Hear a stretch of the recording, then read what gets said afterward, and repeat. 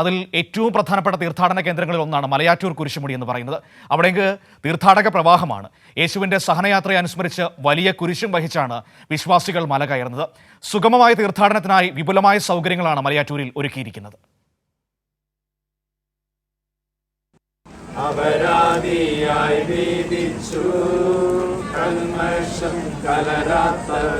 അടിവാരത്തെ മാർത്തോമ മണ്ഡപത്തിന് മുന്നിൽ തിരിതെളിയിച്ച് പ്രാർത്ഥിച്ച ശേഷമാണ് മലകയറ്റം. കാവിയും കറുപ്പും വസ്ത്രമണിഞ്ഞ കയ്യിൽ മരക്കുരിശുമേന്തി വിശ്വാസികൾ കൂട്ടമായി മലമുകളിലേക്ക്. കുരിശുമുടി പാതയിലെ 14 കുരിശിന്റെ വഴിചൊല്ലി പ്രാർത്ഥനയോടെയാണ് കയറ്റം.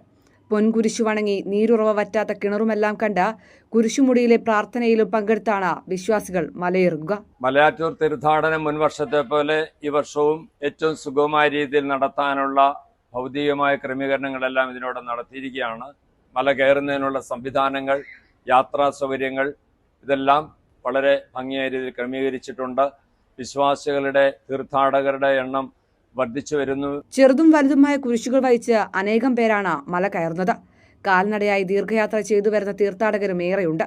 കുമ്പസാരത്തിന് വിപുലമായ സൗകര്യമാണ് കുരിശുമുടിയിലും പള്ളിയിലും ഒരുക്കിയിരിക്കുന്നത്. വൈദികരോടൊപ്പം സംഘമായി വരുന്ന തീർത്ഥാടകർക്ക് കുരിശുമുടി പള്ളിയിലും താഴത്തെ പള്ളിയിലും പ്രത്യേകമായി കുർബാന അർപ്പിക്കാനാകും.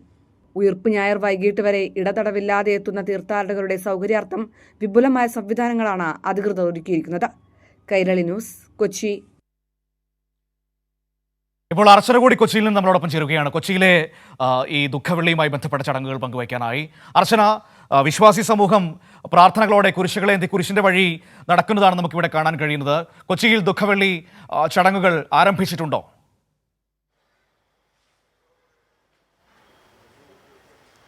തീർച്ചയായും മനു, കൊച്ചിയിലെ എല്ലാ പള്ളികളിലും ഇത്തരത്തിൽ ഈ ദുഃഖവെള്ളിയുമായി ബന്ധപ്പെട്ട കുർബാനകളും ഒപ്പം പ്രധാന ചടങ്ങുകളെല്ലാം തന്നെ ആരംഭിച്ചിട്ടുണ്ട്. നമ്മളിപ്പോൾ ഉള്ളത് എടപ്പള്ളി സെൻറ്റ് ജോർജ് ഫെറോന പള്ളിയിലാണ്. ഇവിടെ പ്രധാനമായും ഇനി കുർബാന അടക്കമുള്ള ചടങ്ങുകളാണ് നടക്കാനുള്ളത്. ദുഃഖവെള്ളിയുമായി ബന്ധപ്പെട്ട് കുരിശുവഴി അടക്കം അത്തരം ചടങ്ങുകളടക്കം നടക്കുന്നുണ്ട്. അത് 14 ഇടങ്ങളിലായിട്ട് കുരിശുമേന്തി ആളുകൾ പള്ളിയിലേക്ക് എത്തും. അത്തരത്തിലുള്ള ചടങ്ങുകളെല്ലാം തന്നെ വിവിധ പള്ളികളിൽ നടക്കുകയാണ്. എന്തായാലും ക്രൈസ്തവ സമൂഹത്തെ സംബന്ധിച്ച് വിശുദ്ധ വാരത്തിൻ്റെ ദിവസങ്ങളാണ് കടന്നുപോയത്. കഴിഞ്ഞ ദിവസങ്ങൾ എല്ലാം തന്നെ ഇത്തരത്തിൽ പെസഹ വ്യായം അടക്കം, അതായത് യേശുവിൻ്റെ അവസാനത്തെ അത്താഴവുമായി ബന്ധപ്പെട്ട് അത്തരത്തിൽ പീഡനാനുഭവങ്ങളെല്ലാം തന്നെ അതുമായി ബന്ധപ്പെട്ട ഓർമ്മ പുതുക്കലാണ് ഈ ദിവസങ്ങളെല്ലാം തന്നെ കടന്നുപോയത്. അത്തരത്തിൽ വിശുദ്ധ വാരത്തിൻ്റെ ഒരു ദിവസങ്ങളിലൂടെ കടന്നു പോകുന്ന ക്രൈസ്തവർക്ക് ഇന്ന് ദുഃഖവെള്ളി ആചരിക്കുകയാണ്. അത്തരത്തിൽ ഇനി നാളെ കഴിഞ്ഞാൽ ഈസ്റ്ററാണ്, യേശുവിൻ്റെ ഉയർത്തെഴുന്നേൽപ്പാണ്. എന്തായാലും ഇന്ന് കൊച്ചിയിലെ വിവിധ പള്ളികളിലും ഒപ്പം മലയാറ്റൂരിൽ നമുക്കറിയാം ഏറ്റവും പ്രധാനപ്പെട്ട തീർത്ഥാടന കേന്ദ്രമാണ്. അവിടെ വലിയ രീതിയിൽ ആളുകൾ ഒഴുകിയെത്തുകയാണ്. കഴിഞ്ഞ ദിവസങ്ങളെല്ലാം തന്നെ ഇത്തരത്തിൽ വലിയ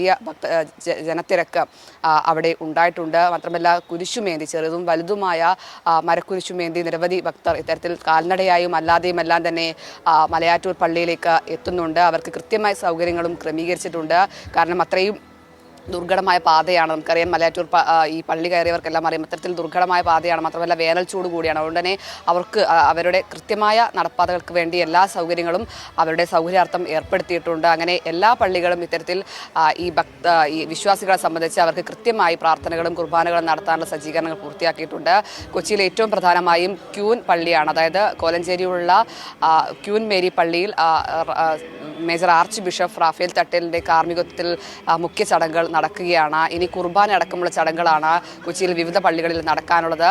ഈ കുരിശുവഴി അത്തരത്തിൽ പീഡാനുഭവങ്ങളുടെ ഓർമ്മ പുതുക്കിക്കൊണ്ടുള്ള കുരിശുവഴിയെല്ലാം തന്നെ ഈ പല മന്ത്രങ്ങളെല്ലാം ചൊല്ലിക്കൊണ്ട് അവർ ഈ റോഡിലൂടെ 14 ഇടങ്ങളിലായി ഇത്തരത്തിൽ സഞ്ചരിച്ചു കൊണ്ടിരിക്കുകയാണ്. അതിനുശേഷം പള്ളിയിലെത്തി കുർബാന കൂടിയതിനു ശേഷമായിരിക്കും വിശ്വാസികൾ മടങ്ങിപ്പോവുക. എന്തായാലും ഇത് കഴിഞ്ഞ് നാളെ കഴിഞ്ഞ് ഞായറാഴ്ച ഉയർത്തെഴുന്നേൽപ്പാണ്, ഈസ്റ്ററാണ്. എന്തായാലും ആ ദിവസങ്ങളിലൂടെ, അതായത് വിശുദ്ധ വാരത്തിൻ്റെ അത്രമാത്രം അവരെ സംബന്ധിച്ച് ക്രൈസ്തവരെ സംബന്ധിച്ച് പ്രാധാന്യമുള്ള ദിവസങ്ങളിലൂടെ കടന്നു പോവുകയാണ്. യേശുവിൻ്റെ പീഡനാനുഭവങ്ങളെല്ലാം തന്നെ ഏന്തി അത്തരത്തിൽ നല്ലൊരു നാളേക്കായി, ഉയർത്തെഴുന്നേൽപ്പിൻ്റെ നാളത്തേക്കായി അവർ കാത്തിരിക്കുകയാണ്. ഇന്നലെ പെസഹ വ്യായം എല്ലാം തന്നെ ആചരിച്ചാണ് ഇന്ന് ദുഃഖവെള്ളിയിലേക്ക് എത്തുന്നത്. അത്തരത്തിൽ ഈ ഒരാഴ്ച അവരെ സംബന്ധിച്ച് ഇത്തരത്തിൽ വ്രതാനുഷ്ഠാനത്തിൻ്റെയും അതുപോലെ വിശുദ്ധ വാരത്തിൻ്റെയും എല്ലാം ആഴ്ചകളാണ്. ഇനി എന്തായാലും ഉയർത്തെഴുന്നേൽപ്പാനുള്ള കാത്തിരിപ്പിലാണ് വിശ്വാസികൾ. മനു, ശരി, ഏതായാലും നമുക്ക് കാത്തിരിക്കാം. പ്രതീക്ഷകളുടെ ഉയർപ്പിന് വേണ്ടിയിട്ട് വിവരങ്ങളാണ് ഇപ്പോൾ അർച്ചന നമുക്ക് കൊച്ചിയിൽ നൽകിയത്.